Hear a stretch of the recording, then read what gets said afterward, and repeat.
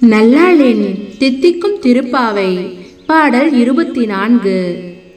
அன்று இவ்வுலகம் அளந்தாய் அடி போற்றி, சென்றங்கும் தென்னிலங்கை செற்றாய் திரள் போற்றி, பொன்ற சகடம் உதைத்தாய் புகழ் போற்றி, கன்று கூனிலா எரிந்தாய் கழல் போற்றி, குன்றுடையாய் எடுத்தாய் குணமே போற்றி போற்றி, வென்று பகை கெடுக்கும் நின் கையில் வேல் போற்றி, என்றென்றும் சேவகமே ஏந்தி பறை கொள்வான், இன்று யாம் வந்தோம் இரங்கலோரெம்பவாய்.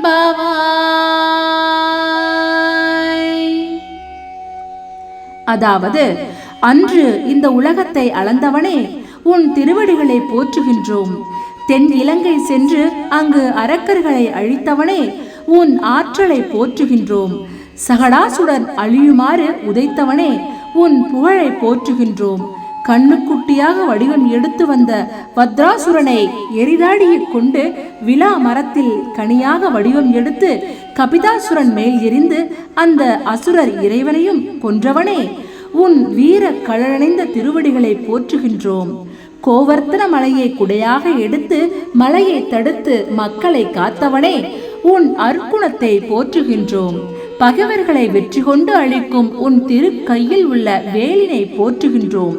இப்படி பலவாறாக உன் வீரத்தை புகழ்ந்து போற்றி பறை கொள்வதாக இன்று நாங்கள் வந்தோம்.